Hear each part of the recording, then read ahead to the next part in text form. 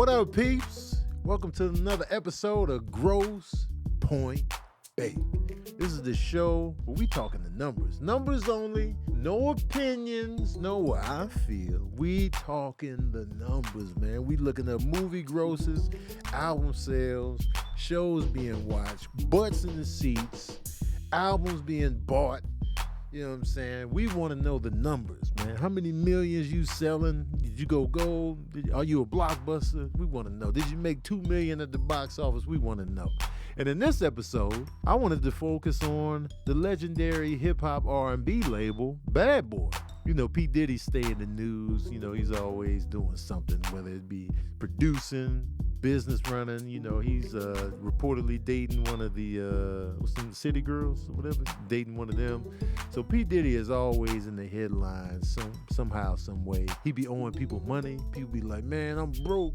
You know what I'm saying? P. Diddy ripped me off. There's always something going on. I remember, you know, Styles P threw a chair at P. Diddy back in the day, but they moved on past that. But it did happen. So it made me think about Bad Boy Records. They was legendary.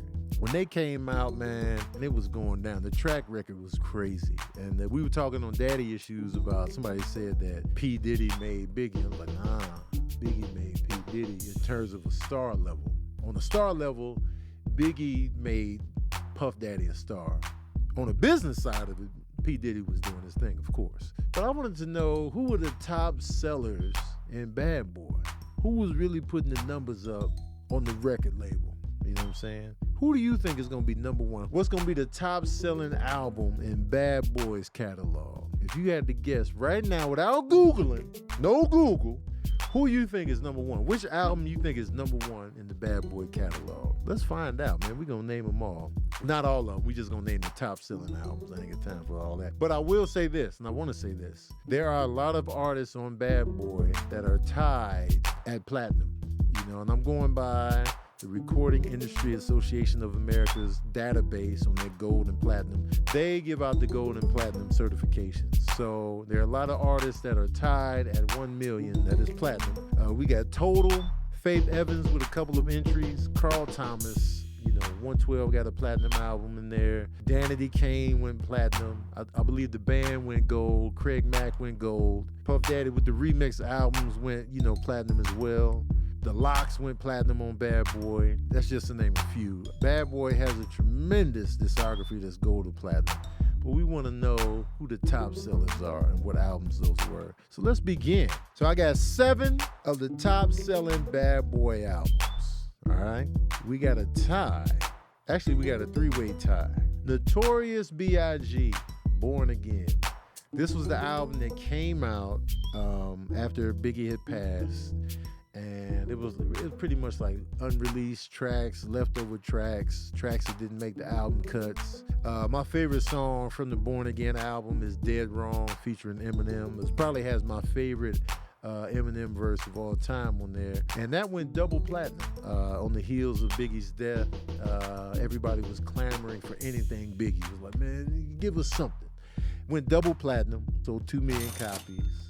That put some more money in the pockets of Bad Boy Records. Hopefully that money went to Biggie's family and children as well. Also tied at 2 million, 112 self-titled album, 112. 112 went double platinum. I believe that was their debut album. They had Cupid on there. They had Only You on there. 112 came out the gate, moving the units. I also want to say this too. Total also went platinum on Bad Boy, and their second album went gold. Shout out to Total. Young Jock went gold. He might have reached platinum as well. I forgot he was even on Bad Boy. But 112 was moving those units on the R&B tip with their debut album. Slim and them was out here singing and dancing and Only You and you know, Biggie showing up for the feature. It was a good time to be 112. Cupid Doesn't Lie and all that good time. Another tie at 2 million is 112 again for Room 112. This is the album that had In the Shower, Both of Us Soaking Wet, Anywhere, We Can Do It Anywhere. Yo, 112 was killing. 112, they got a nice little track record.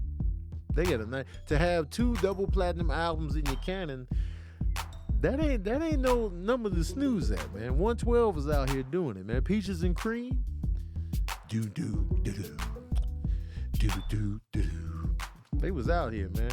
They had a good sound. They had a unique sound. Slim's voice stood out, and I was like, all right, 112, y'all doing it on the R&B tip. P. Diddy was getting that R&B money thanks to 112, Faith Evans, Total.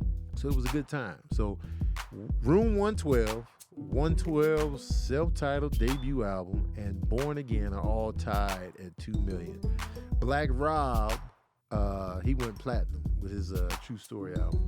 Now, next up, Mase, Harlem World.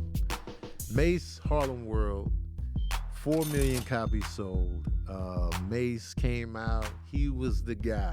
His signature flow, that slow flow. He was smiling. He was a good time. You know, who is this Mase? The ladies liked him. He was out here charming it up. And everybody was all in on Mase's debut album, Harlem World. They pulled up. The album sales was flowing. He was having great features with Biggie. You know, him and P. Diddy was out here doing it. He was showing up on remixes left and right. He was the guy. They had Harlem popping, man. They had Harlem out here popping. And Harlem World, Mase ended up bringing his whole team in, Harlem World, and that album went gold. But Mase, he couldn't keep it going, you know, Double Up didn't have those same numbers that his debut album had. He had the sophomore slump for sure. It was a big drop off. And then, you know, he retired to become a pastor. Then he came back and there was a lot going on. Lil' Kim was not on Bad Boy. So I see people in my chats were saying Lil' Kim, she was not on Bad Boy. She was on Atlantic Records. Even though, you know, it felt like she was a Bad Boy artist, she was not. So Mase, Harlem World, 4 million copies sold. Next up, now, this could be a little controversial and a little bit shocking to y'all. Y'all probably not expecting this. Notorious B.I.G., Life After Death. Now, if you look at the certification on RIAA, it's certified at 11 million copies. So that would put it in diamond territory. But the reality is it's a double album. So you cut that in half. That's 5.5 million copies sold. So case in point, like Outkast, The Speaker Box and The Love Below, All Eyes on Me, Wu-Tang Clan Triumph, Bone Thugs, The Art of War, their certifications have doubled. So it's not really a true 11 million copies sold on this album. So with that in mind, Life After Death, 5.5 million copies sold. So more than Harlem World. Because a lot of you think, oh, we know Life After Death is the best-selling Bad Boys album, you know, Bad Boy album ever. No, it's not. It's not, if you really get down to the nitty-gritty. So we got Life After Death, 5.5 million copies sold. This is the album that was released after Biggie's death. And we were all in. Next up, Notorious B.I.G., Ready to Die, 6 million copies sold. It's certified at 6 million on RIAA. So in essence, Ready to Die. But here's the thing though, here's what makes it tricky. Ready to Die certification has been boosted up in the more recent years. So I'm sure some of this is streaming numbers. So something tells me that Life After Death probably sold more hard copies than Ready to Die. And initially, Life After Death sold better than Ready to Die. But I feel like, you know, since Ready to Die is a single album, it's not a double album, that 6 million got to sit there because you don't have to cut it in half like you do Life After Death. So it gets tricky. 6 million copies sold, Ready to Die. We all know that was a slow burn album. It didn't sell like hotcakes right away. The Biggie success and the Biggie growth was a slow burn. It was like hit after hit after hit. So people were buying the albums. Then you compound that with the success of his second album, his death.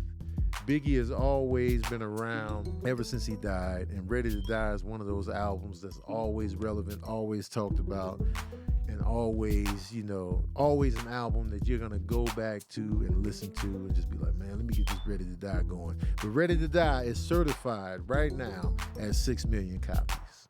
Number one, the best-selling Bad Boy record album of all time, P. Diddy and the Family, No Way Out. No Way Out, 7 million copies sold. It's certified at 7 million. I remember when No Way Out came out, I wasn't excited about it. I was like, yo, man, I don't really want no album from P. Diddy, man.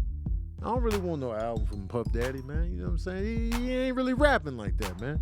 But when the album came out, I could not stop listening to it. I was like, yo, it's some tracks on this album. And No Way Out got a lot of rotation for me. It had a lot of hits on here. It had I'll Be Missing You, which was a triple platinum single. It had Been Around the World. It had Victory. It had so much heat on there. And the thing about it is, the Lox, Biggie, Mase, everybody was all over that album. So it really didn't feel like a Puff Daddy solo album. It was Puff Daddy and the family for a reason. And he had the family on the album cover for a reason. They was like, y'all, help me carry this load. And they did that, man. But it ended up being low-key the most successful Bad Boys album of all time. And it kind of makes sense because it's really a collective album. P. Diddy does have some solo tracks on there, but it ended up being a collective album. And you can tell because, you know, his follow-up album, Victory, didn't sell nearly as well as No Way Out. Because now it was just like, all right, now it's just Puff Daddy. Now it's just P. Diddy, we out. We out. So there you go. The top-selling Bad Boy albums of all time, man. Are you surprised at who was number one? I know I am. Technically, though, if you look at the certifications, it's going to say 11 million for Life After Death by Notorious B.I.G. But remember, that's doubled just because it's a double album. Anyway, what do y'all think? What y'all think was going to be number one? And what's your favorite album from the Bad Boys catalog? What's your favorite album of all time with Bad Boy? And also, what's your favorite R&B album of all time from Bad Boy? Let me know in the comments section below. And let me know what other episodes of Gross Pointe Bake you want to see. What numbers do you want to see, man? Let me know. I'm here for you. You know what I'm talking about? You feel me? Let me know in the comment section below. All right, man. We out.